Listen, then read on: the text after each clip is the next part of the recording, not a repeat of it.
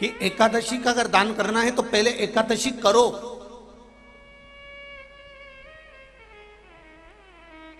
और एकादशी करने के बाद उस एकादशी का फिर दान करो जीते जी।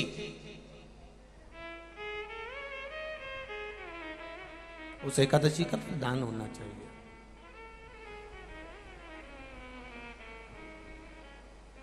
कितना सुंदर। हम तो इतना अच्छा व्याख्यान इस वर्णन को नहीं कर सकते। आपके यहाँ के एक विद्वान, बहुत विद्वान, पुष्टि मार्ग के लेखों को अपनी वाणी में व्यक्त करने वाले, जिनकी वाणी को इस शरीर को भी सुनने को मिला, परम पूज्य आदरणीय, मैं तो संत शिरोमणि भी कहूँ तो अतिशयोक्ति नहीं होगी, आदरणीय शायद मदन लाल जी जोशी जी, जिन्होंने मंदसौर नगर का नाम पुष्टि मार्गी कथा के मामले में सबसे आगे लेकर गए, ऐसे मदन लाल जी जोशी इसी मंदसौर के थे। जब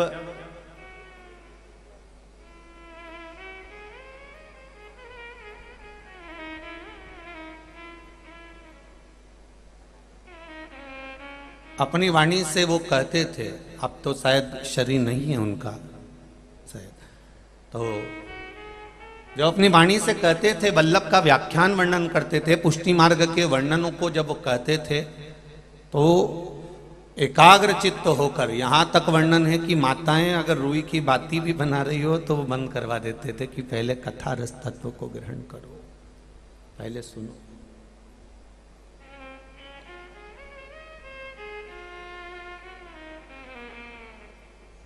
पुष्टि मार्गी व्याख्यानों का जो वर्णन करते थे, पुष्टि मार्गी, ये बक्से बंदे शायद देखिए, पुष्टि मार्गी व्याख्यानों का जब वर्णन करते थे और उन व्याख्यानों का वर्णन कर कर जब वो कहते थे कि एकादशी जीते जी दीजिए, जीते जी,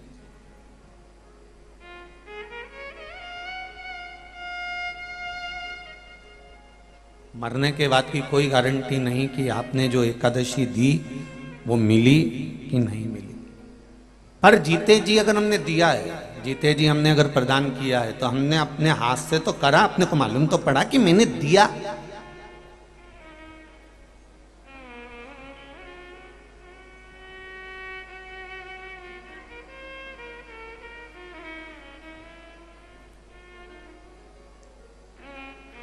ब्राह्मण देवता ने कहा कि ये मर गए, 12वां हो रहा है, 13वां हो रहा है, एकादशी कितनी किसको देना है? बड़े बेटे ने 5 दे दी, छोटे ने 3 दे दी, बहू ने 4 दे दी, उसने 3 दे दी, एकादशी का दान दे दिया। अब उस जीवात्मा को मिली कि नहीं मिली ये कौन कह सकता है?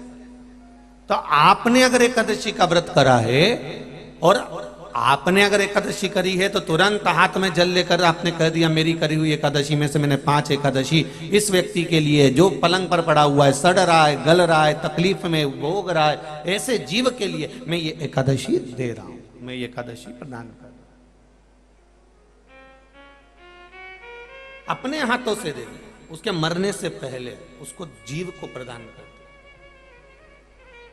अब हमने कहा कि वो मर गए, उसके बाद में हमने गुलाब जामुन खिलाई या आलू बड़ा या भजिया खिलाया, तो उसका क्या लाभ है? जब वो जिंदा है तब उसकी सेवा कर लीजिए, जब तक वो है तब तक उसको कुछ देते रहिए और उसके जीवन का सुख उसे प्रदान करते रहिए।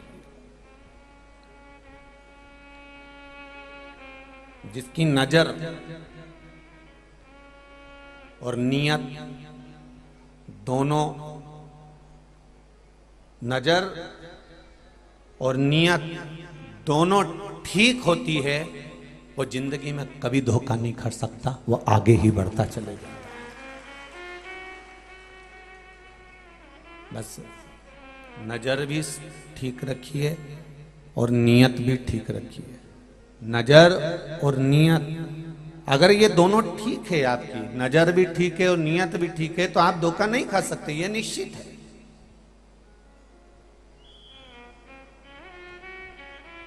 बिंदु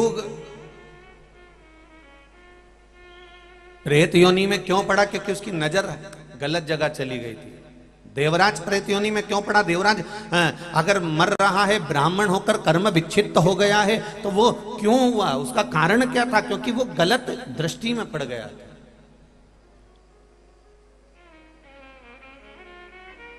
नजर और नियत ये दोनों अच्छी होना चाहिए, ठीक होना चाहिए। हम कई बार नजर भी ठीक नहीं रख पाते और नियत भी ठीक नहीं रख पाते। हम दूसरे को देखा और देखकर हमारे मन में काम जाग गया, हमारे भीतर लोभ जाग गए, हमारे भीतर वासना जाग गई, हमारे भीतर कुछ ना कुछ अहंकार का, अभिमत्ता का पथ जाग गया।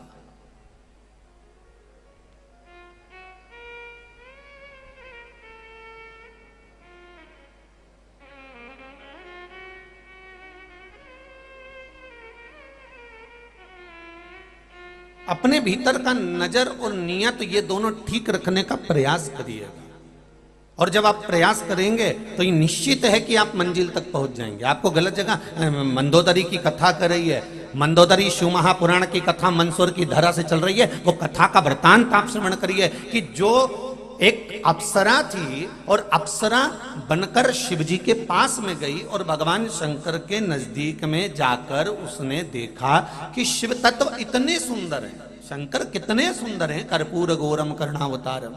पहले तो शिवजी को सुंदर देखने वाला चाहिए।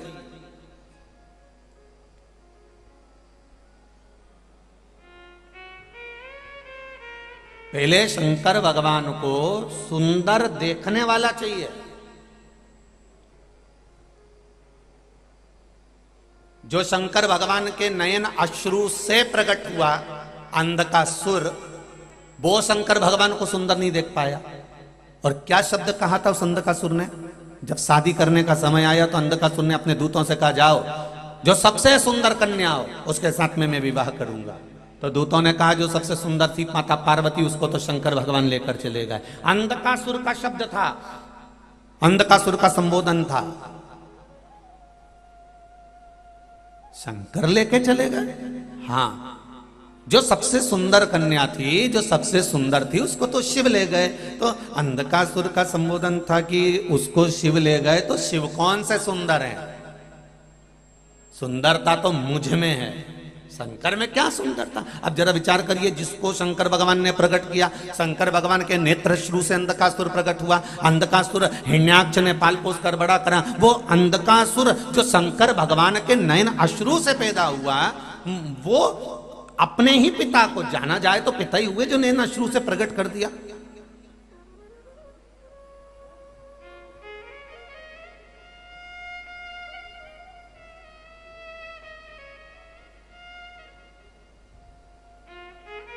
ये तो उसी में का हाल है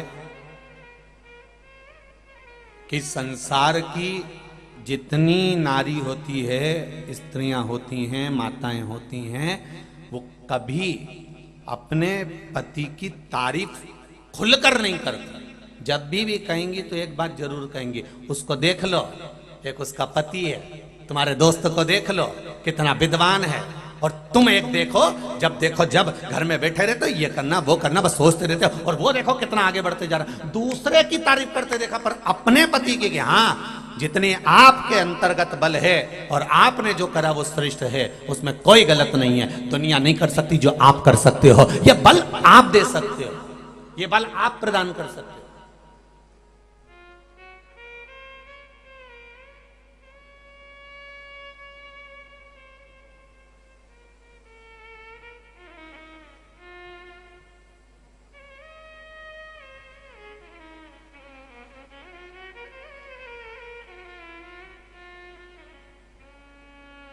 केवल एक लंकाधिपति रावण भी शिवजी से नहीं कहा कि तुम सुंदर हो।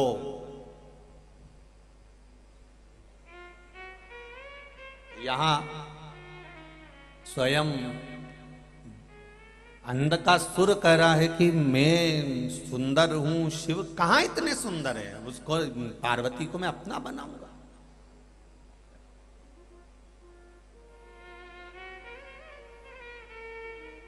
सुंदरता का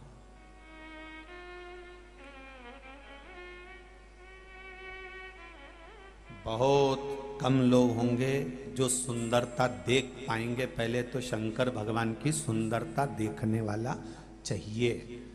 इतनी भीड़, अपार जन समुदाय, आप कथा सुनने के लिए आए हो। रोज समिति टेंट बढ़ाती है और रोज उस टेंट को आप भर देते हो। आपके भीतर ये भाव है कि शंकर भगवान की कथा बड़ी सुंदर है। ये आपके भीतर भाव है कि शिव की कथा सुंदर है, और ये सोचकर आप शिव महापुराण की कथा में जाकर बैठते हो। इसलिए मेरा भोलेनाथ आपको भी सुंदर बना देता है, सत्यम बना देता है, शिवम बना देता है।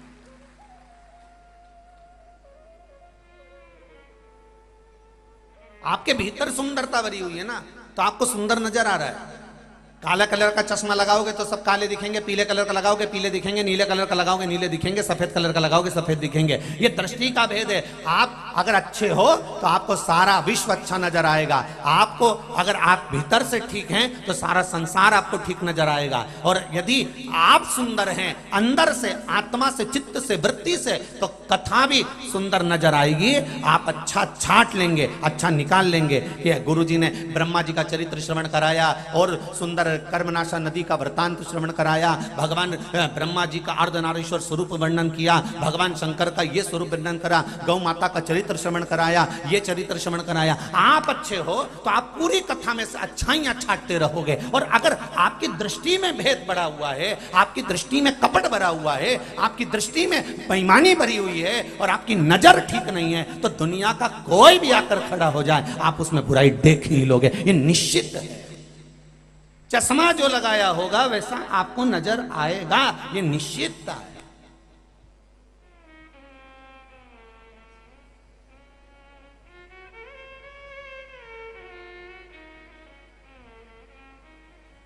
एक धनपति व्यक्ति, करोड़पति व्यक्ति, अरबपति व्यक्ति खूब पैसा लुटाए तो लोग कह देंगे हराम का आ रहा होगा तो लुटा रहा होगा। अब दृष्टि देखिए। और अगर करोड़पति व्यक्ति 1 रुपया खर्च नहीं करे तो लोग कह देंगे कहीं छाती पे बांध के ले जाएगा, इतना कमा रहा है 2 रुपए दे नहीं सकता। अब दृष्टि देखिए। दुनिया में सबको संतुष्ट करना बहुत कठिन है भाई, बहुत कठिन, बहुत कठिन है। एक माता पिता अपनी औलाद को संतुष्ट नहीं कर पाते हैं, एक दिन वही औलाद मुंह से कह देती है तुमने हमारे लिए क्या किया, तो फिर संसार को कोई संतुष्ट कर सकता? कौन संतुष्ट करेगा? बहुत कठिन है। पूरा शरीर का एक एक अंग को बुढ़ापा आ जाता है। ये घुटने भी बुढ़े हो जाते हैं, ये कान भी बुढ़े हो जाते हैं, ये आंख भी बुढ़ी हो जाती है, ये नासिका भी बुढ़ी हो जाती है। शरीर का एक एक अंग बुढ़ापा ले लेता है, शरीर का एक एक अंग बुढ़ा हो जाता है। केवल एक अंग शरीर के अंदर है, ये जीवान, जो कभी बुढ़ी नहीं होती। अगर ये बुढ़ी हो जाती तो घर में कभी सास बहू का झगड़ा ही नहीं होता। कभी सास बहू का झगड़ा नहीं होता अगर ये जीवान बुढ़ी हो जाए। हाथ बूढ़े हो गए अब मुझसे बनता नहीं, हाथ धूज रहा है। पांव बूढ़े हो गए मुझसे चला नहीं जाता। नेत्र बूढ़े हो गए मुझसे दिखाई नहीं देता। कान बूढ़े हो गए मुझे सुनाई नहीं देता। नासिका बूढ़ी हो गई, दिन भर नाक में से पानी बहता रहता है। ये पूरा शरीर, दांत तक बूढ़े हो गए, हड्डी हड्डी बूढ़ी हो गई, शरीर का एक एक अंग बूढ़ा हो गया। पर जीवान कभी बूढ़ी नहीं होती, क्योंकि जीवान भगवान ने इसलिए बूढ़ी नहीं करी कि भगवान ने कहा अगर मैं इसको बूढ़ा कर दूंगा और ये शिथिल हो गई तो ये शिथिल होकर चुपचाप पड़ी रहेगी, तो मरते तक ये पाप कैसे करेगा। इसके पाप के लिए जीवान को जवान रखा है कि तुम मरते तक भी निंदा करते रहे, बुराई करते रहे, चुगली करते रहे, ये बोलते रहे, आड़ा टेढ़ा बोलते रहे, जिससे मरते तक तूने जिंदगी में कभी सोमवार का व्रत कराओ, मंगलवार का व्रत कराओ, शनिवार का व्रत कराओ, गौ माता को रोटी दी हो, किसी के कन्यादान कराओ, तूने जिंदगी में जितना जितना दान करा है, तेरे मरने से पहले तू इतना पाप कर देना से, इतना निंदा कर देना, इतनी बुराई कर देना, इतना अपशब्द कर देना कि ये करते करते करते करते करते करते एक दिन तेरा जितना पुण्य है, जितना अच्छा कर्म है, ये सब समाप्त होगा। ये सब समाप्त।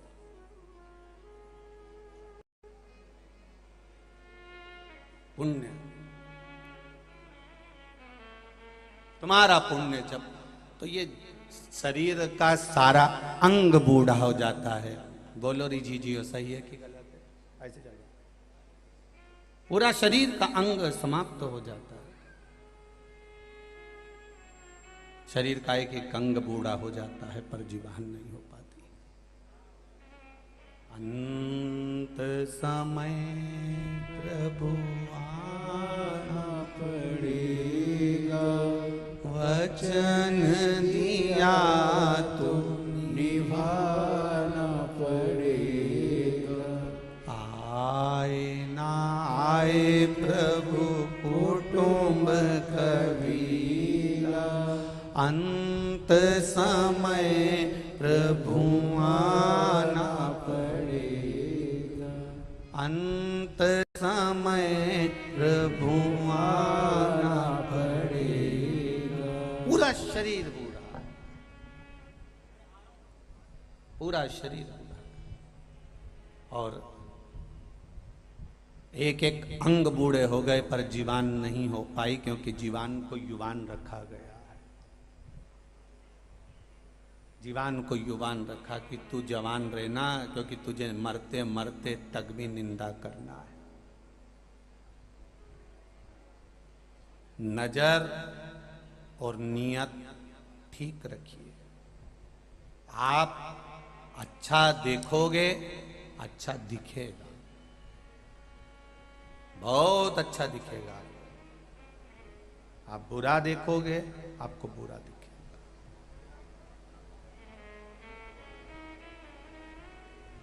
जैसा देखना चाहोगे वैसा दिखेगा आपको। आपको दिखना चालू हो जाएगा। आप देखिए दुनिया की, आप अच्छाई देखने का प्रयास करिए। कितनी सुंदर सृष्टि है भगवान की, कितना सुंदर स्वरूप है भगवान का, कितना आनंद है भगवान का। जरा विचार करिए। उस अप्सरा ने, एक अप्सरा ने जो भगवान की सुंदरता देखी,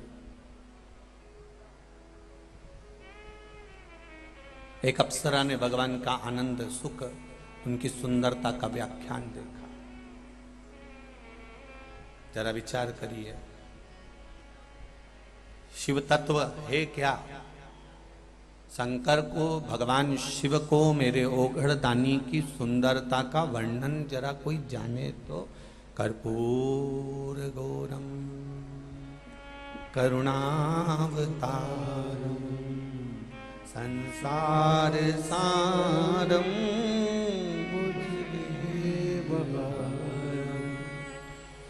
नमः शिवाय, नमः शिवाय, नमः शिवाय, नमः शिवाय। कर्पूर गौरम करुणावतारम संसार सारम। भगवान शिव की सुंदरता, भगवान शंकर का आनंद, भगवान शंकर का स्वरूप का आनंद। अच्छी नजर रखो, मेरा शिव सुंदर दिखे। अच्छी नजर। और जब नजर अच्छी होगी तो ये निश्चित है, अगर नजर श्रेष्ठ है तो उसमें निश्चितता है कि भगवान अपने आप आपको सुंदर नजर आने लगेगा। अपने आप आपको देखने की जरूरत ही नहीं पड़ेगी।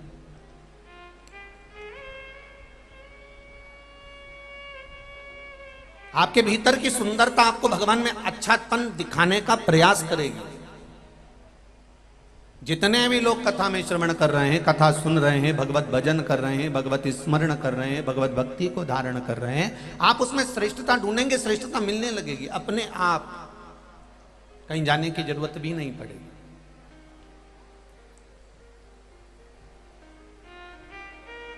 अविरल भक्ति को पाने का महाराज।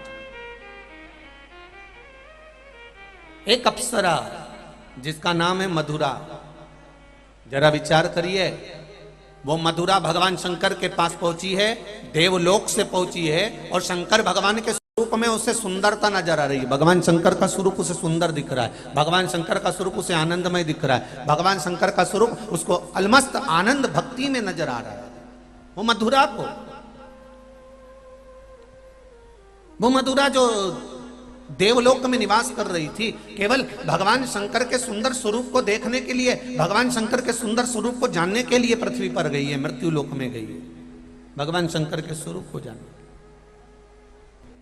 फिर निवेदन करूंगा, जब भी मंदिर में जाओ, धर्म की जगह पर जाओ, कथा में जाओ, सत्संग में जाओ, बुलौआ में जाओ, तुम अच्छी जगह पर जाओ तो अच्छा देखने का प्रयास करो। कैसा देखना है? जम के बोलो जरा, अच्छा देखो।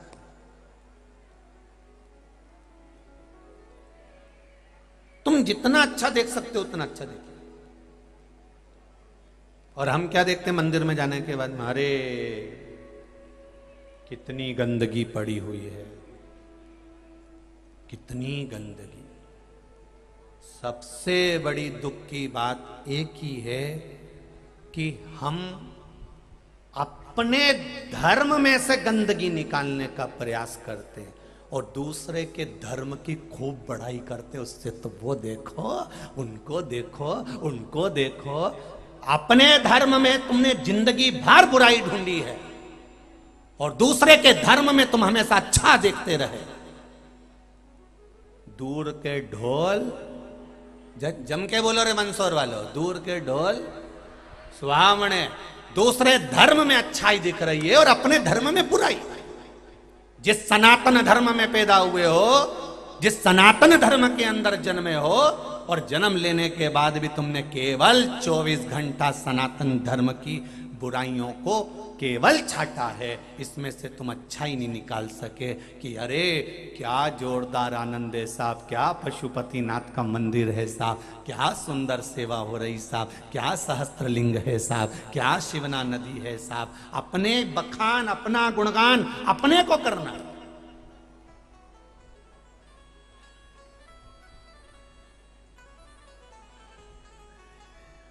अपने को उसमें से छाटना है, अपने को उसमें से अच्छा निकालना। और हम तो उसमें के हैं।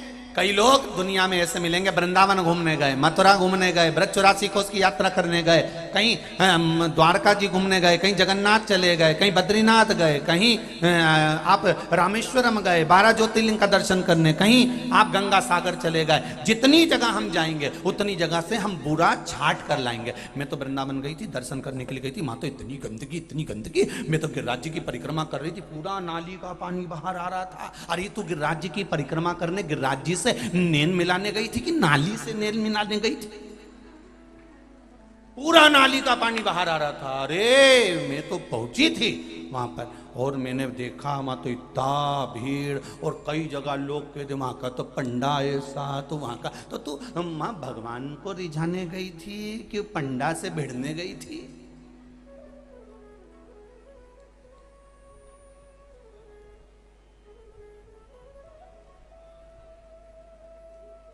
क्यों हम अच्छा नहीं देख पाए? वो मधुरा नाम की अप्सरा शिवजी को देखकर आनंदित हो गए। इतने सुंदर, क्या देवती देव महादेव इतने सुंदर हो सकते हैं? इतने सुंदर।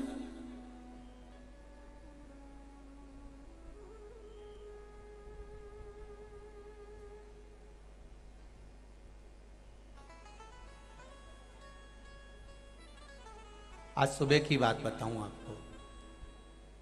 कोई एक व्यक्ति आए, उन्होंने कहा साहब वो विदेश में ऐसा है और वहाँ पर इतनी खदानें हैं, वहाँ ऐसा है, वहाँ इतनी खदानें हैं, वहाँ ऐसा है, वहाँ इतनी, वहाँ तो सोना निकल रही है खदानों में से। देखो क्या गुरुजी। और एक अपना भारत में कहीं नहीं, बस लोग एक दूसरे का पांव खींचे और कहीं नहीं करे। हमने कहा कौन के? सारी दुनिया में सारी माइंस होगी, सारी दुनिया में ढेर खदान होगी, पर भारत की भूमि पर संतों की खदान है, ये कहां से लाओगे?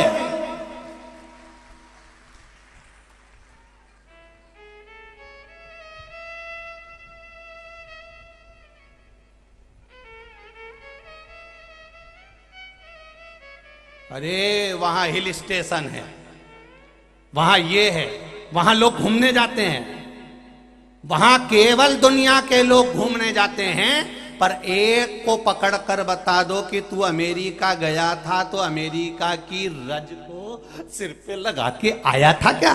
कि हालैंड घूमने गया था तो वहां की रज को सिर पे लगा के आया था? कि तू न्यूयॉर्क गया तो वहां से लाया, दुबई गया तो वहां से मिट्टी लगा के अपने सिर पर आया? केवल एक भारत माता की गोद ऐसी होती है कि जो आता है विदेश से भी तो पहले इस मिट्टी को सिर पर रगड़ कर जाता है, क्योंकि भारत भूमि है।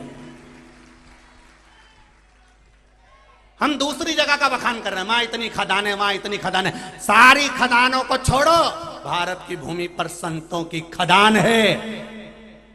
वो संत विराजमान है जिन्होंने तप साधना के बल पर स्वयं मेरा देव अधिदेव महादेव आनंद कर जाता है। मंदसौर की भूमि भी संतों से कम नहीं होगी, साधुओं से कम नहीं होगी। तभी तो सिवाना के घाट पर एक और ज्योतिर्लिंग प्रकट हो गया, सहस्त्रलिंग। पहले तो पशुपतिनाथ थे, एक लिंग और प्रकट हो गया। ले कितना भजन करोगे, कितना आनंद करोगे? जब तो मंदसौर नगर का आनंद जब जब समझने वाला समझ सकता है। जिसके भीतर अच्छाई देखने का आनंद होगा वो अच्छा ढूंढेगा, जिसमें अच्छाई देखने का आनंद होगा वो अच्छा ढूंढने का प्रयास करेगा। वहां खदान, यहाँ संत की खदान है भारत की भूमि पर।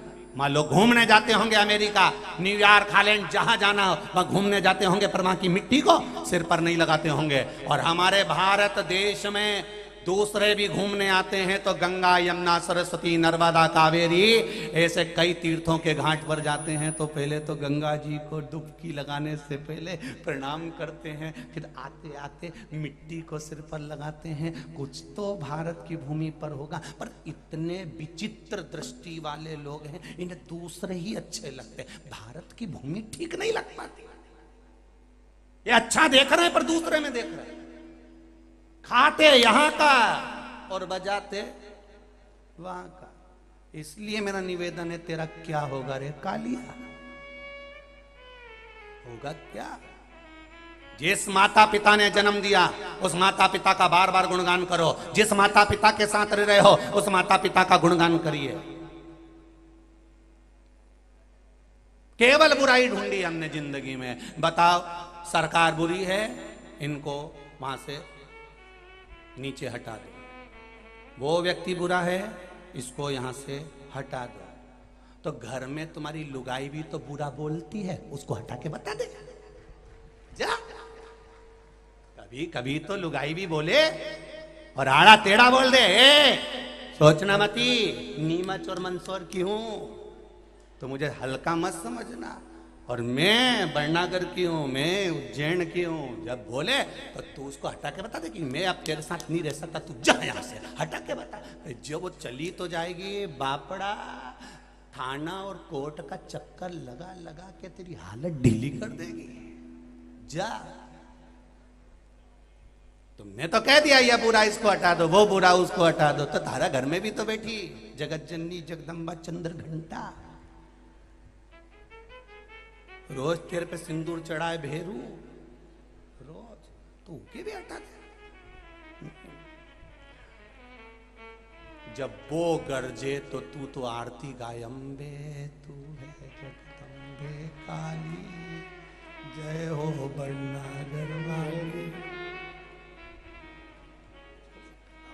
अब हटा, अब हटा।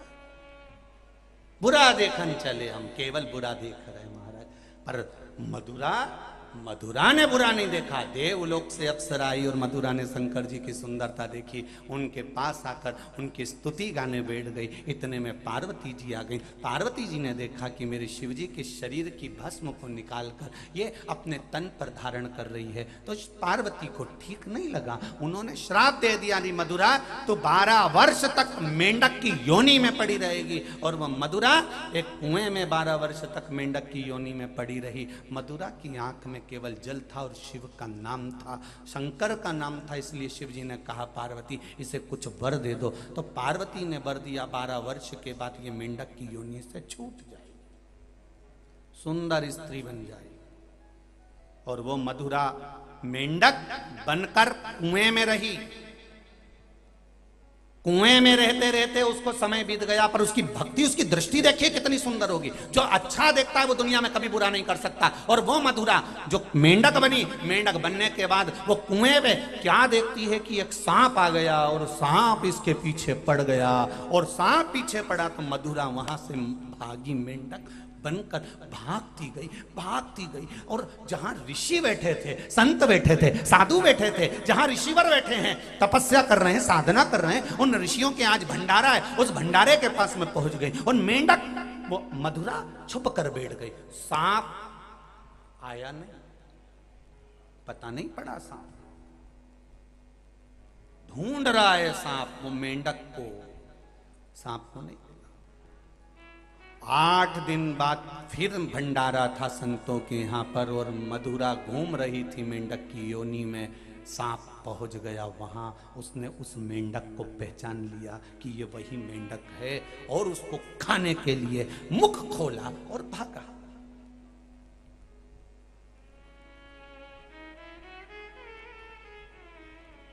मुख खोला और भागा। जैसे आज सुबह अभिषेक चल रहा था बाबा का, और इतने सारे सभी भक्त लोग अभिषेक में लगे हुए थे, और वहीं एक सांप आकर घूम के आया था सुबह, और घूम के और वो जाए। तो ये तो शिव है, कहीं ना कहीं किसी ना किसी रूप में आकर दर्शन दे ही जाता है। वो आया, चले, उसका भाव।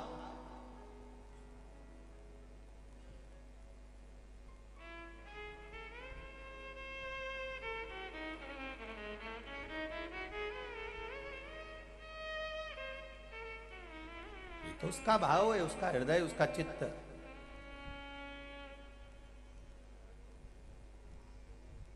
अब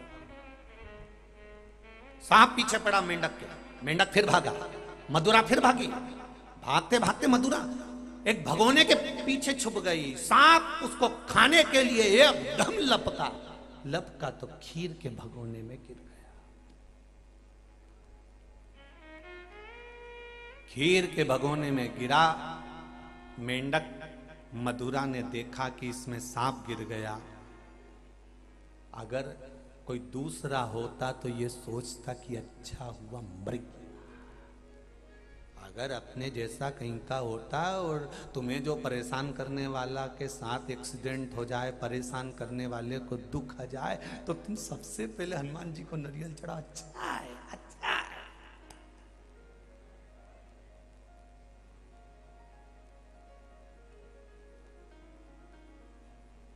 के भीतर ईर्ष्या रहती है वो भगवान से यही कहता रहता है 24 घंटा, भगवान इसका बुरा कर दो, और अपना आधे से ज्यादा समय वो इसी में बर्बाद कर देता, आगे ही नहीं बढ़ पाता। उस मेंढक मधुरा को लगा कि गजब हो गया, ये गिर गया, सांप मर गया, मेरा दोष है इसको मरने में। मधुरा ने कहा प्रायश्चित करना पड़ेगा, प्रायश्चित करना पड़ेगा। जिस खीर में सांप गिरा था, मधुरा उस खीर के पास आकर बैठ गई। संतों का इंतजार करती रही कि कोई संत आए, संत आए, और जैसे ही देखा सामने से संत आ रहे हैं और उन्होंने खीर का भगोना उठाना चाहा, इतनी देर में मधुरा वो मेंढक उस खीर में गिर गया। और मधुरा मेंढक जब खीर में गिरा, गिरते ही ब्राह्मण संतों ने सोचा अरे ये मेंढक ने पूरी खीर बिगाड़ दी, मर गया मेंढक, तपती हुई गर्म खीर में मर गया। एक व्यक्ति होता तो सोचता कि अच्छा है मेरे पीछे पड़ा था, मर गया, और अपना रास्ता ले लेता वापस, और भगवान को दिया लगाता कि अच्छा है मर गया, अच्छा पीछा छूटा। पर मधुरा ने उस सांप के लिए कि प्रायश्चित करूंगी, खुद ने अपने प्राणों को त्याग दिया, खीर में गिर गई। संत ब्राह्मण को मालूम पड़ा कि मेंढक गिर गया, तो उन्होंने खीर को वहीं पर उंडेल दिया, फेंक दिया। जैसे ही खीर उंडेलते से ही देखा कि इसमें तो सांप पड़ा था, और हम संत साधु ना मर जाएं, इसलिए इस मेंढक ने हमारी रक्षा करी है। संतों ने हाथ में जल ले लिया। देखिए मंदोदरी का जन्म, देखिए कि लोग कहें कि मंदोदरी कैसी थी वो समझिएगा। संतों ने हाथ में जल लिया और उस मधुरा मेंढक जो मर चुका था उस पर जल छोड़कर कहा कि जा, तुझे हम जीवित करते हैं। और संत साधु वैसे ही नहीं छोड़ देते, गुरु ऐसे ही नहीं छोड़ देते। गुरु मेंढक को मेंढक ही बनाकर नहीं छोड़ते, संत मेंढक को मेंढक के रूप में ही नहीं छोड़ते, संत उसको पवित्र आत्मा बनाकर छोड़ते हैं। तो उन्होंने हाथ में जल लेकर उस पर छीटा और सुंदर स्त्री बना दिया। वहीं से मय दानव आ रहे थे, उन मय दानव ने देखा इतनी सुंदर कन्या मेरे बच्चे नहीं है, चरण पकड़ लिए। संतों ने कहा इस कन्या का क्या करेंगे, तुम ले जाओ, तुम इसका पालन करना। और वो कन्या का नाम मंदोदरी रखा। वो मंदोदरी जब जाने लगी, जाते जाते उसने संतों ऋषियों के चरण पकड़ लिए। गुरुवर, मैं आपकी बेटी हूं, तो हमें कुछ जाने के समय पर दोगे नहीं? तो ऋषियों ने कहा, ए बेटा मंदोदरी, हम तुम्हें आशीर्वाद देते हैं, जब जब कोई मार्ग से भटकेगा, चाहे तेरा बेटा हो, चाहे तेरा पति हो, चाहे तेरा पिता हो, चाहे तेरा भाई हो, चाहे तेरी बहन हो, मार्ग से जब भटकेगा मंदोदरी, तुझे किसी गुरु के पास जाने की जरूरत नहीं पड़ेगी। ये सप्त ऋषियों का ज्ञान तेरी बुद्धि में रहेगा और तू उन ऋषियों के ज्ञान से सबको ज्ञान देती रहेगी। तू साधारण नहीं रहेगी, तू साधारण नहीं है।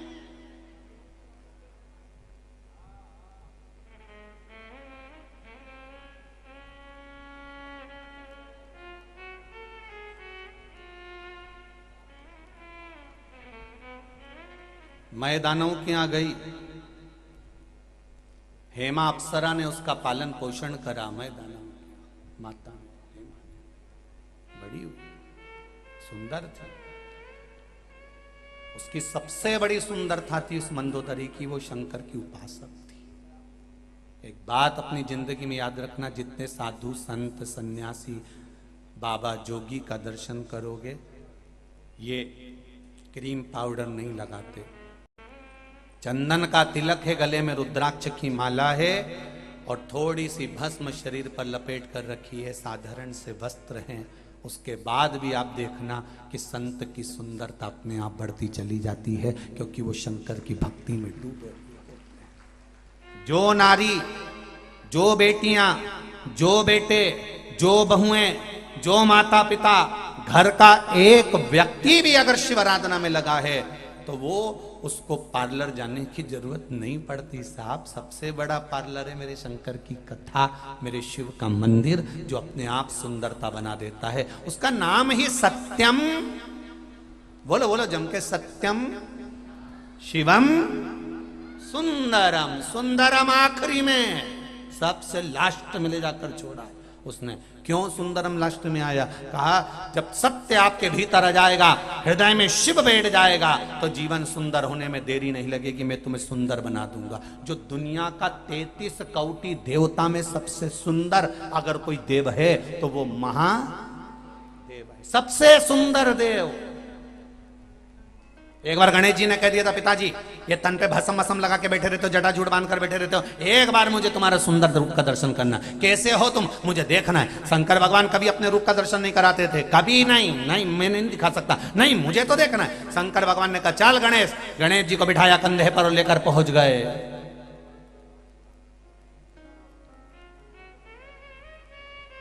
कंधे पर बिठाकर गणेश जी महाराज को लेकर गए। एक बार इस प्रसंग के पीछे भी किसी ने विरोध कर दिया। अब विरोध करने वाले तो विरोध, तो उन्होंने कहा महाराज जी आपने कैसे कह दिया कि शंकर भगवान ने गणेश जी को कंधे पे बिठाया? अरे बेटा है और बाप बेटे को कंधे पर बिठाता है, माँ बेटे को गोदी में बिठाती है, बाप बेटे को कंधे पर बिठाता है। क्यों? माँ बेटे को गोदी में बिठा कर कहती है कि तू मेरे गोद में बैठ जा, मैं तुझे वो नंदी का दर्शन करा दूंगी, वो महादेव का दर्शन करा दूंगी, वो महाराज का दर्शन करा दूंगी। क्यों? माँ चाहती है कि जितना मैं देख सकती हूँ उतना मेरा बेटा वहाँ तक देख ले। और बाप एक ऐसा होता है जो कहता है मुझसे ज्यादा मेरा बेटा देख ले। केवल बाप ऐसा होता है, केवल पिता ऐसा होता है कि बेटे को अपने से ज्यादा देखने का पावर देता है, कि मुझसे ज्यादा देखे, मुझसे ज्यादा देखने का प्रयास करे।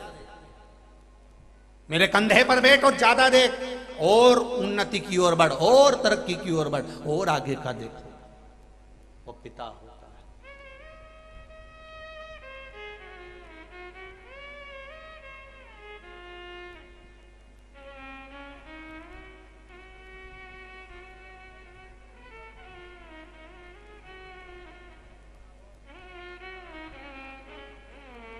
एक बेटी ने एक पत्र भेजा, देखिए।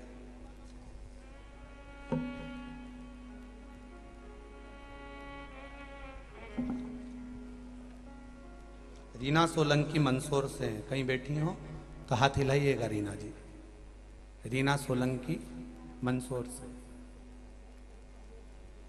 कहीं बैठी हो तो हाथ हिलाइएगा। रीना जी सोलंकी। पत्र लिखा है,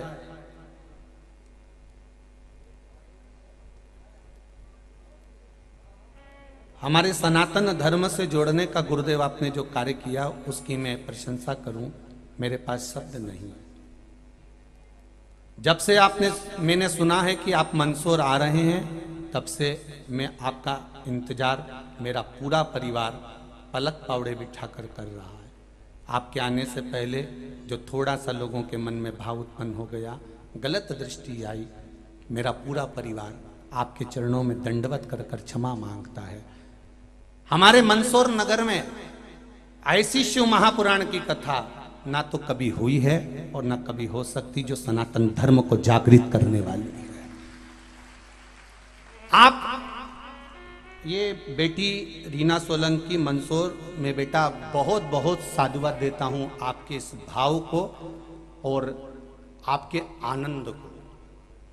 मीठा खाने का आनंद तभी आता है जब थोड़ा सा नमकीन मिर्ची वाला तेज रतलामी सेव मुंह में आ जाए, उसके बाद फिर गुलाब जामुन खाओ मुंह से, बहुत तेज है, बहुत तेज है, और तब खोपरा पाक और फिर गुलाब जामुन जब मुंडा में जाए तब मजा आए कि गुलाब जामुन का स्वाद जोरदार था। और जब मीठा मुंह में जाएगा फिर पानी से गटका जाएगा।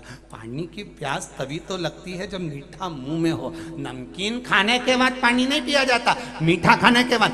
आज भी उत्तर प्रदेश में, बिहार में आप जाइए, आपकी प्लेट में मीठा रख दिया जाएगा, जाते से ही पहले मीठा खिलाएंगे फिर पानी पिलाएंगे। क्यों? पानी की प्यास का आनंद ही तभी है जब मुख में मीठा आ जाए, आनंद तभी आएगा।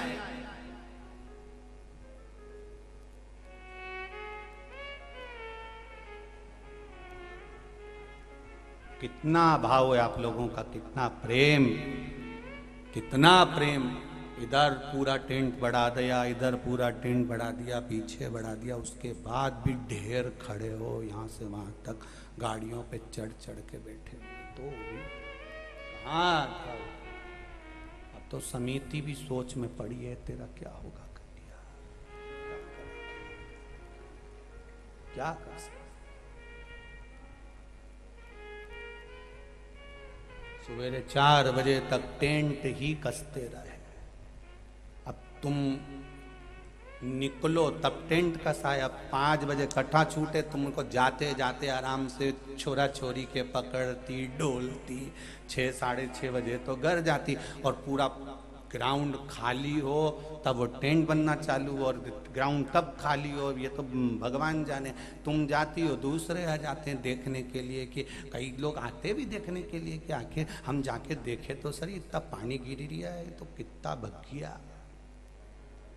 तो सही। और जब आए तो इनके चक्कर आ गया बापड़ा उनके, कि ये तो पानी में गीला हो रहा, धूप में पड़ा है, इतना धूप तेज पड़ रही तो नहीं टसमस हो रहा। अब कई करे, इनका करे तो करे क्या आखिर।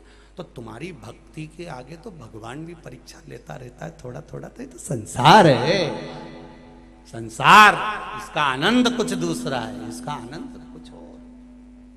करो भजन, और उस भजन का सुख मधुरा को संतों ने आशीर्वाद दिया कि तू जब जब अटके, जब जब तेरे चित्तवृत्ति में आए, तब तब तू ज्ञान दे सकती है। हम सप्त ऋषियों का ज्ञान तेरी चित्तवृत्ति में रहेगा। तू सबको समझा सकती है मधुरा, सबको समझा सकती है। वो मंदोदरी कोई साधारण नहीं थी साहब, उसका ज्ञान कितना प्रबल था। वो शिव तत्व में डूबी रहती थी, शिव तत्व में डूबी हुई।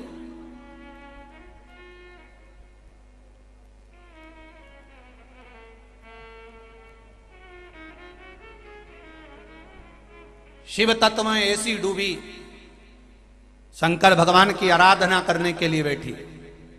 एक दिन आराधना में मंदोदरी बैठी, दूसरे दिन हिंसक पशु पक्षियों ने उसको खाने का प्रयास करा। मैदानों को मालूम पड़ा कि मेरी बेटी के पीछे हिंसक पशु पक्षी पड़ गए, हिंसक पशु पक्षी।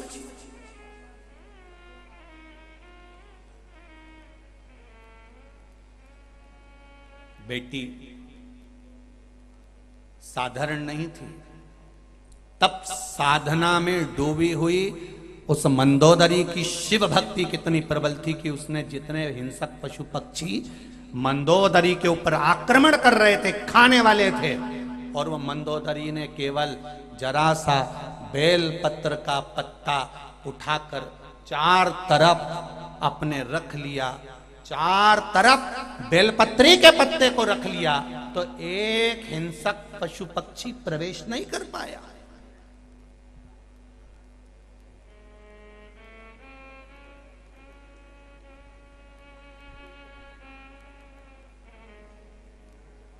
शिव जी पे चढ़े हुए बेलपत्र का भाव कितना है कि अगर वो शंकर भगवान पे चढ़ा हुआ बेलपत्र जमीन पर पड़ा हुआ दिख जाए तो उसको उठाकर एक साइड रख दो या अपने संभाल के रख दो, उसका लांगा नहीं जाता, उसको लांगते नहीं है।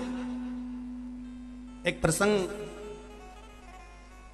शिव महापुराण में आता है महाराज कि एक भगवान की भक्ति में लीन, भगवान के स्मरण में लीन एक भक्त जो शिव की आराधना में हमेशा लगा रहता था, भगवान शंकर की आराधना में हमेशा समाहित रहता। एक बार वो शिव जी के लिए पूजन का सामान लेकर जा रहा था और देखा उसने कि बगीचे में बहुत अच्छे फूल लगे हैं, पत्तियां लगी हैं, तो उसने तोड़ लिया। राजा का नगर का राजा भी पूजन करने बैठता था, आज उसको फूल पत्ती नहीं मिले। उसने दूतों से कहा कहां गया, पता नहीं, कोई तोड़ कर ले गया, पता करो कहां है। रोज ब्रह्म मुहूर्त में आता, तोड़ कर ले जाता और पूजन कर देता शिव जी की, और राजा अकेला रह जाता। तो राजा को क्रोध आ गया और राजा ने अपने दूतों से कहा क्या वो पकड़ाई में नहीं आ रहा? नहीं, तो एक काम करो, अभी पकड़ाई में आ जाएगा, वो पुण्य कमाया होगा, दिख नहीं रहा होगा। शंकर भगवान पर चढ़ा हुआ निर्माल्य उठाओ और जिस बगीचे में अंदर वो व्यक्ति फूल तोड़ने जाता है उसके रास्ते में उसको बिछा दो, अंदर जाएगा लांग कर, तो फिर वो प्रेत योनि में पहुंच जाए, प्रेत योनि में चला जाए। निर्माल्य दरवाजे पर रखा गया और वो व्यक्ति अंदर आया तोड़ने के लिए। संत स्वभावी था, भगवत भजनावली था, नाम कीर्तनी था, शिव भक्ति में डूबा रहता था, प्रेत योनि में चला गया, रोने लगा। शिव जी ने कहा क्या बात है, क्यों रोते हो प्रभु, मैं इंसान से प्रेत बन गया। कारण, कहा तू जिस निर्माल्य को लांगा, तो मैंने पुण्य करा, वो कहां गया? तो क्या निर्माल्य अगर लांगा जाए तो जिंदगी का कितना भी पुण्य करा जाए वो समाप्त हो जाता है। विद्वान ब्राह्मण यह जानते हैं, विद्वान ब्राह्मण ये अच्छे तरह से जानते हैं कि जो निर्माल्य उतारा जाता है भगवान का, उसको आंखों से लगाकर फिर रखा जाता है कि भगवान ये आपका चढ़ा हुआ महाप्रसाद, ये निर्माल्य, ये निर्माल्य। हम तो इतना नहीं जानते क्योंकि हम विद्वानों की गिनती में नहीं हैं और ना हम विद्वान बनना चाहते हैं। हम तो प्रदीप मिश्रा हैं, साधारण भाव, जो कथा मिल जाती है, ज़्यादा संस्कृत आती नहीं, जो है पढ़ा वो तुम्हारे सामने लाकर छोड़ दिया। तुम्हें अच्छा लगे जिंदगी में उतारो, टीवी पर कथा सुन रहे हो अच्छी लगे तो सुनो, नहीं तो रिमोट तुम्हारे हाथ में ही है, तुरंत खटका दबाओ, दूसरा महाराज आ रहा होगा, आराम से सुनो। काहे को माथा पच्ची करो सियोर वाला के साथ बैठ के, मतलब तो पगला, उसमें तो अक्कड़ ली, उसको बात चलाना नहीं आए तो क्यों माथा पच्ची। कई लोग कहते हैं महाराज जी हमें आपसे मिलना है, एक बार सब ज्ञान की चर्चा करना है, एक बार आपसे बात करना है इस विषय में उस विषय में। हमने कहा किसी विषय में बात मत करो, सारी समस्या का हल एक लोटा जल। तुम्हारे भीतर समस्या ज्यादा हो रही हो तो एक लोटा जल शिव जी को चढ़ा लो, विषय मिल जाएगा, सारा विषय। ना कोई हम विद्वान है ना बहुत ज्ञानी है, हम तो केवल शंकर के चरणों के दास हैं। बाबा ने ये शरीर दिया है तो उनकी कथा बच रही है और आप प्रेम से सुनकर मेरे बाबा के बनते चले जा रहे हो बस। और हो एक पत्र देखिए कितना सुंदर पत्र होगा उस बहन का, देखिए आप।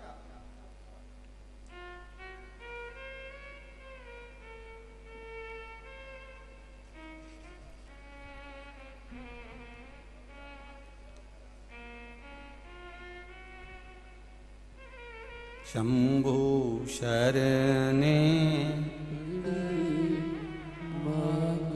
घड़ी रे घड़ी दुख काटो दया कर। मठू राठौर, गांव ठोटर, जिला रतलाम से हैं। कहीं बैठी हो तो हाथ हिलाइएगा, दोनों हाथ हिलाइएगा जहां भी बैठी हो। तो मेरी बहू की शादी को, पुत्र की शादी को 7 साल हो गए थे। उनकी डॉक्टरी जांच कराई पर डॉक्टरों ने कह दिया था संतान का सुख नहीं है क्योंकि इनके भीतर कुछ प्रॉब्लम है। कई जगह पर जांचें करवाई पर आराम नहीं लगा। बाबा की कृपा, एक बार पशुपतिनाथ का व्रत किया, उसके बाद आपने गुरुजी जो सफेद आंकड़े की जड़ का उपाय बताया था वो करा, उपाय किया। उसके बाद मेरे बहू के बाबा की कृपा से अब 5 महीने चल रहे हैं। मैं बाबा को धोख लगाने के लिए आई। ये शिव है। ओ गड़ी, एक पत्र और देखिए बड़ा सुंदर।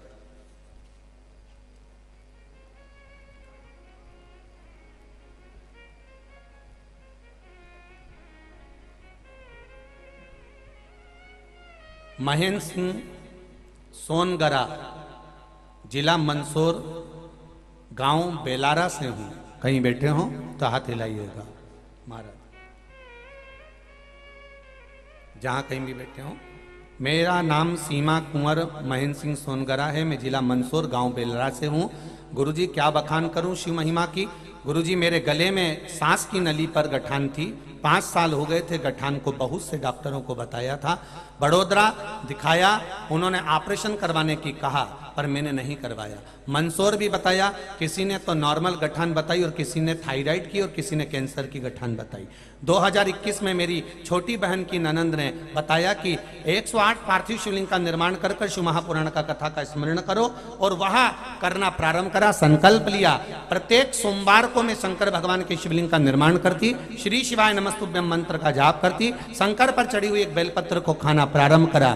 गुरुदेव 7 सोमवार हुए और मेरे गले की गठान गल चुकी है, अब वो रिपोर्ट में नहीं आई। ये शिव है। ओ घड़ी, तेरी कृपा बिना न हिले एक भी अणु, लेते हैं श्वास तेरी कृपा से तनो तनो।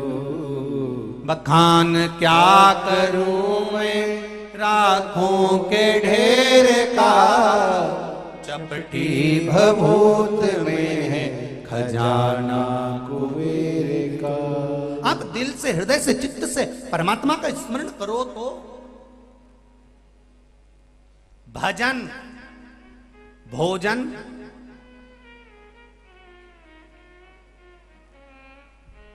दान, थोड़ा सा भी दान करते हैं, भजन करते हो, भोजन करते हो, निवेदन है। दान करो, भजन करो, भोजन करो, छुपाकर करो, छपाकर नहीं।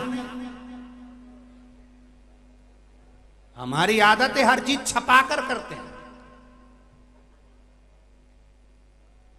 मैंने इतना दान दिया, अखबार में छपा दो। मैंने इतना करा, वहां छपवा दो। नहीं, दान करो तो छुपा कर करो, छुपा कर दीजिए।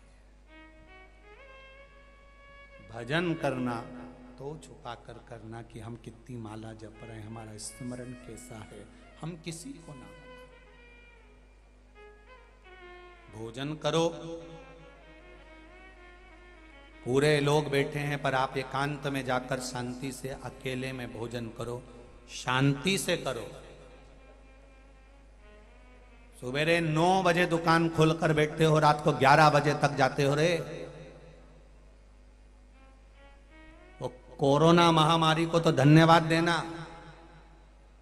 कि तुम कमा नहीं रहे थे।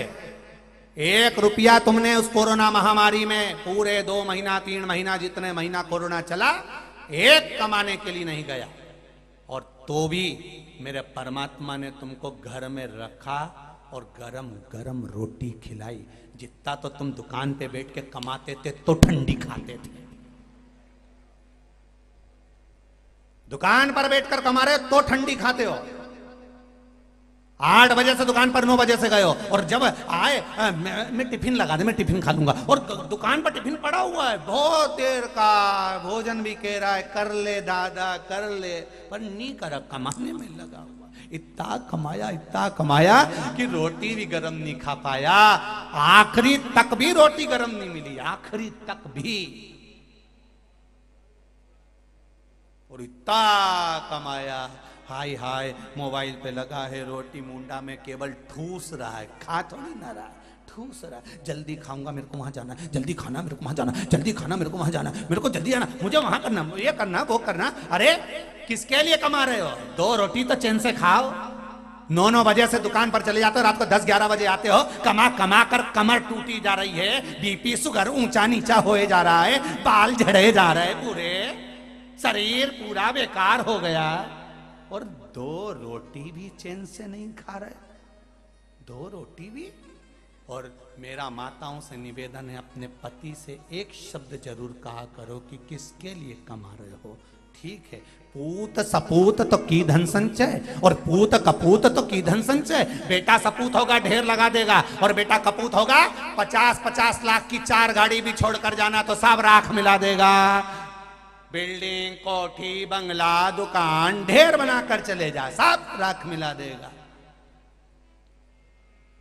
बेटा सपूत होगा जोड़ेगा, और बेटा कपूत होगा तो जोड़कर चले जा, सब राख मिला देगा। किसके लिए जोड़ रहे हो? किसके लिए?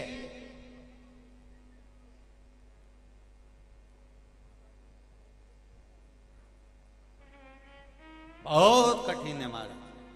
अपनी जिंदगी को मस्त होकर जियो, खूब अलमस्त होकर।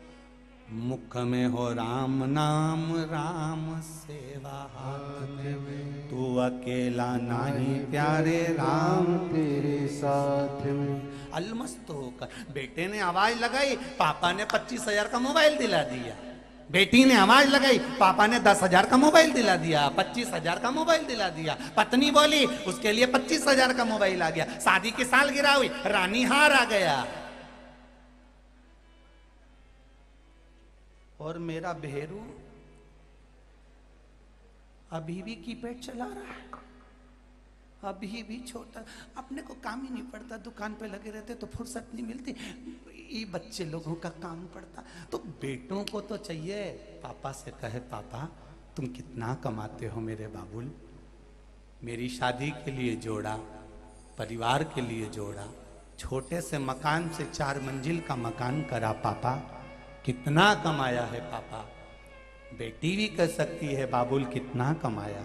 पापा एक बात कहूँ, थोड़ा जल्दी आया करो, अपना परिवार सब साथ बैठकर भोजन करेंगे पापा, तो मुझे अच्छा लगेगा। मैं शादी कर कर चली जाऊंगी तब तो आप अकेले रहोगे, भाई की शादी हो जाएगी तो जगदम्बा घर में आ जाएगी, तुम चैन से रोटी खा सकोगे नहीं खा सकोगे, कोई भरोसा नहीं पापा। जब तक हम भाई बहन कुंवारे हैं साथ में भोजन करें पापा, आओ साथ में बैठें, थोड़ा समय हमारे को भी तो दीजिए। पर हाय कमाई, हाय कमाई, हाय कमाई, तिजोरी तो भरी पर ये तिजोरी खाली कर दी, 21,600 रोज निकाल दी रोज। रोज निकालता। महाराज मथुरा मंदोदरी छोटी सी अवस्था से शिव उपासना में लगी थी। जैसे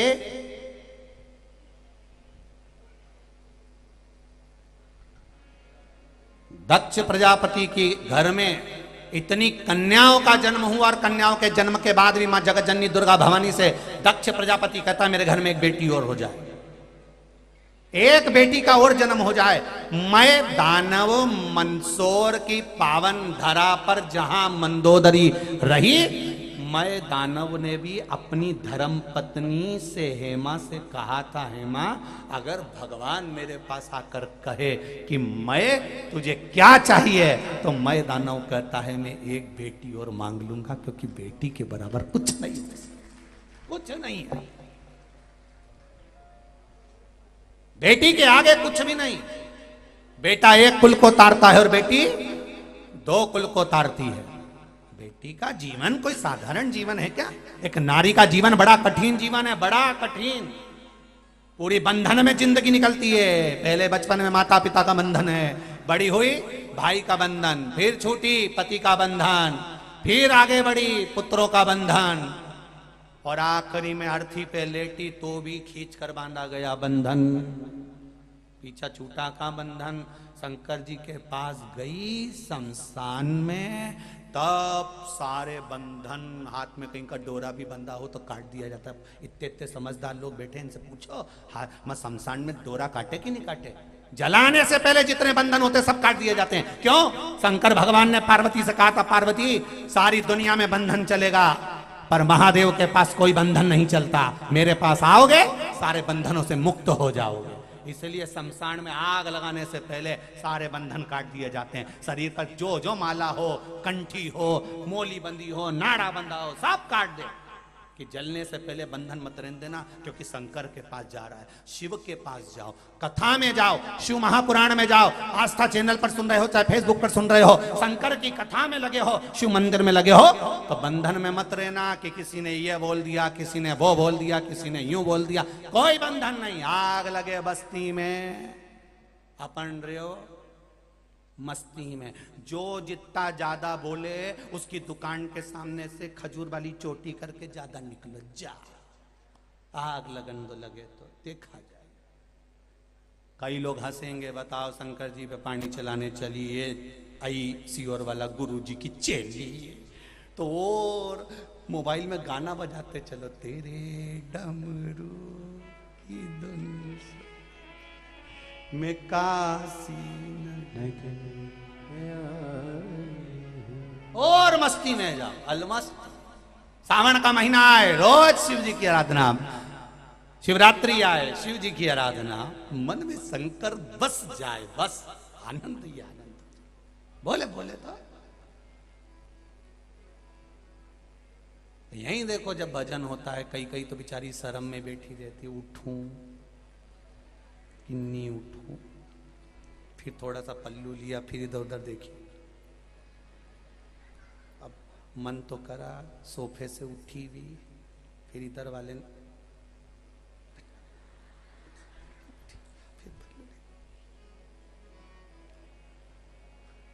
अब सबको देख रही बापड़ी, मन कर गया, फिर अब इसने सोचा इधर से इशारा ज्यादा हो तो, और आखिरी में उठी गई, ला बोलता रहे। अब भेरू का मुंह गप्पा,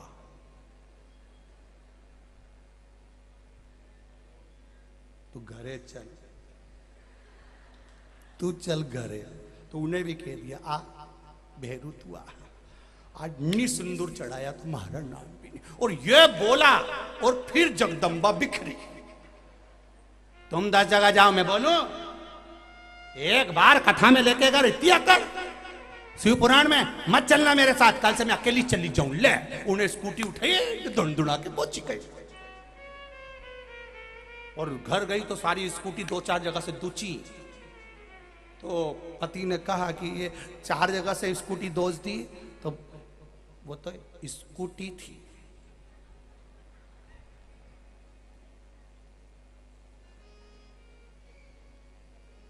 ओखली में अदरक रखा है, जब मुझे गुस्सा आती है मेरे को बोलती कम और कूटती ज्यादा।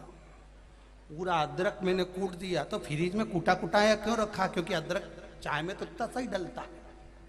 तो जब गुस्सा आए मैं अदरक को कूट लेते हूँ। आज स्कूटी हाथ लग गई, स्कूटी को देख लो 4 जगह से। हमारे पीछे मत पड़ी मैं कथा सुनूं, जब तक मत बोलना। हमारा मंसूर में कथा चली रही है और मैं 2 बजे से 5 बजे तक कथा सुनूं, बीच में हमारे कोई तकलीफ नहीं ना मुझे।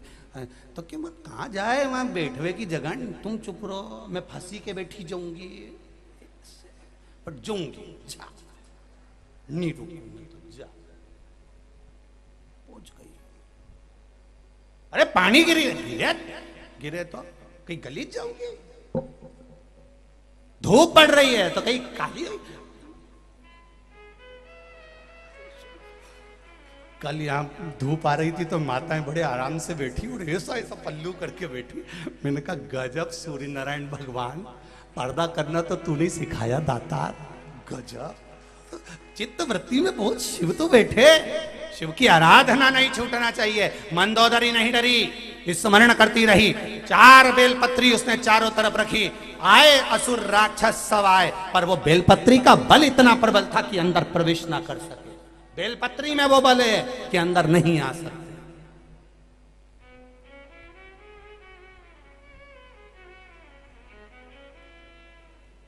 बेलपत्री का बल कोई साधारण है?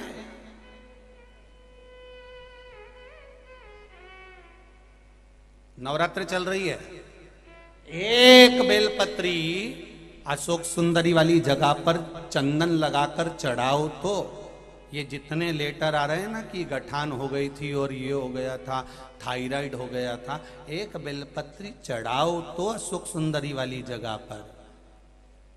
अंदाजा लगा कर रखना, इस नवरात्रे से अगले नवरात्रे तक अगर शरीर में गांठ भी हो जाए तो फोन कर कर बता देना कि गांठ हो गई। अशोक सुंदरी वाली जगह पर एक बेलपत्र चढ़ाया तो जाए, शिव को 1 लोटा जल चढ़ाया तो जाए, शंकर का गुणगान किया तो जाए। पवित्र है ये वाणी, ये जिह्वा और ये श्रवण, जिससे हम कथा सुन रहे हैं, कथा कह रहे हैं, कथा बोल रहे हैं।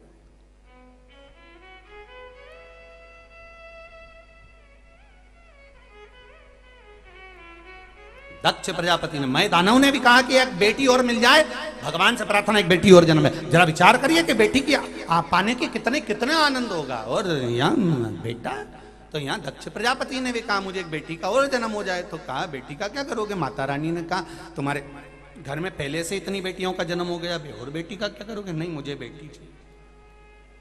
पार्वती माता सती प्रसूति के गर्भ से प्रकट हो गई।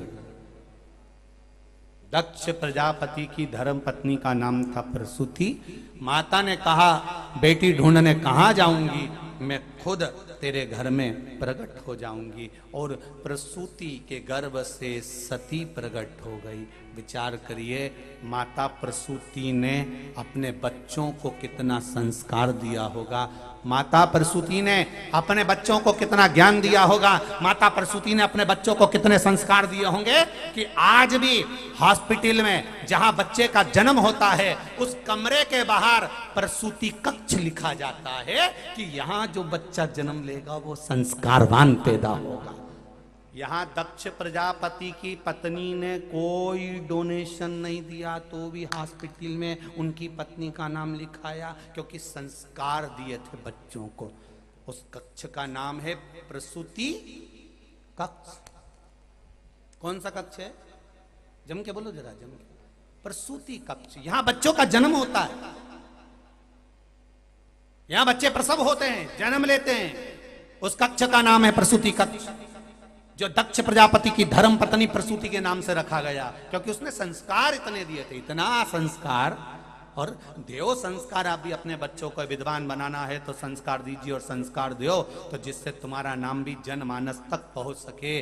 लोग कहें कि बताओ उनके पिताजी हैं, उनका पुत्र है, उनका बेटा है, उनका भाई है, उनका कुल है, ये प्रसन्नता हो आपके जीवन में।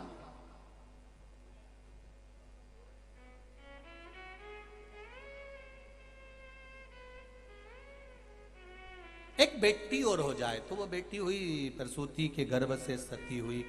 सती मैया ने बाल्यावस्था में तब साधना करी, जैसे मंदोदरी ने तब साधना करी। जब मंदोदरी जैसे चारों तरफ बेलपत्र लगकर भगवान का भजन करती थी, आपको लगे ना कभी जीवन में कि मुझे लग रहा है कि ये कुछ गलत होने वाला, तो एक काम जरूर करिएगा, शंकर जी पे एक बेलपत्र उठाकर अपनी जेब में या अपने पास में रख लीजिएगा। गलत हो ही नहीं सकता, क्योंकि ये बेलपत्री नहीं है। ब्रह्मा, विष्णु और महेश, सरस्वती, लक्ष्मी और पार्वती, और इसके बीच में ये दो पत्ती के बीच में जो बड़ी पत्ती है, इसके बीच में जो जगह है, इसमें 33 कौटी देवी देवता, और यहाँ दो पत्ती से लेकर यहाँ तक का जो जगह है, इसमें 64 योगनियां सब इस बेलपत्री के अंदर विराजमान होते हैं। जब देवता हमारे साथ रहते हैं तो बुरा हो ही नहीं सकता, ये निश्चित है।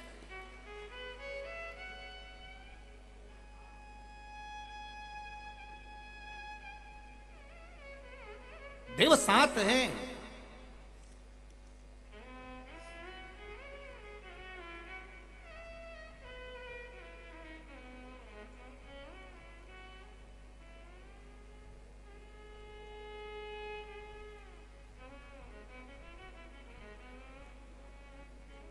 कितनी पुण्यमय धरा है भारत की भूमि, जहां पर सती मैया ने जन्म लिया, जन्म लेकर तप किया, तप करने के बाद भगवान शंकर को प्राप्त करा, और शिव जी को प्राप्त करने के बाद में फिर शिव जी के साथ सत्संग करने गई।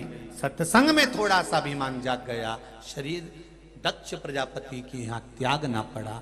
तो लोगों ने कहा कि सती मैया ने शरीर का त्याग करा, एक गलती माता सती ने कर दी थी जिंदगी की, वो गलती आप कभी मत करना मंदसौर वालों।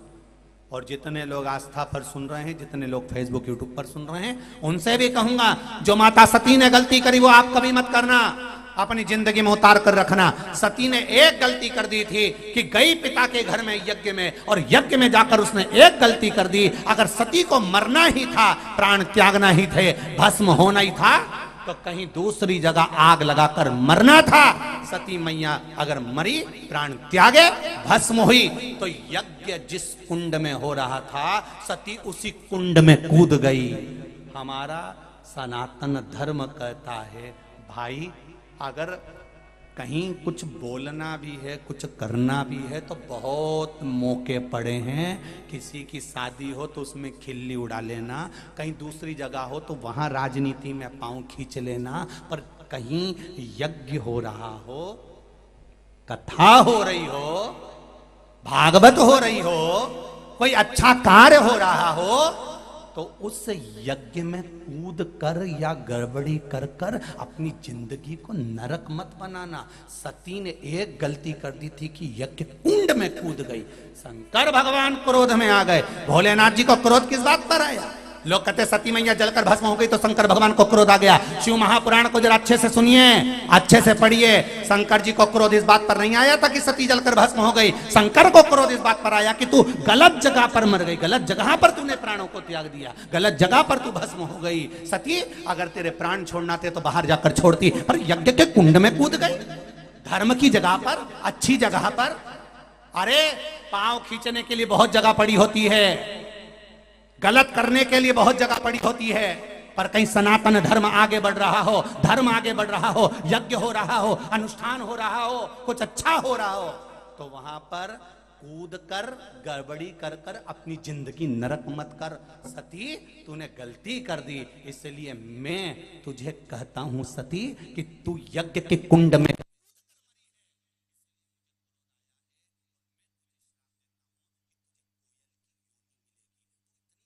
से मुक्त नहीं होगी। अभी तो तुझे कोयल बनकर कूकना पड़ेगा, जगह जगह काली कोयल बनकर तू कूकेगी। और वो सती मैया को कोयल की योनि प्राप्त हो गई।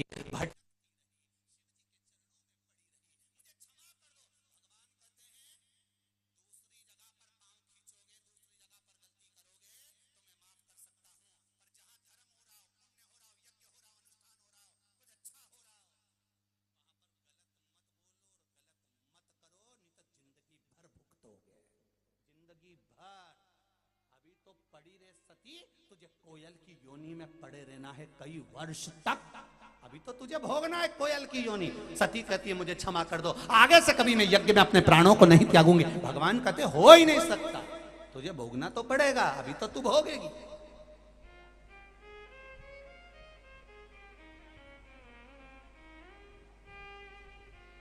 भोगना तो पड़ेगा, अभी तो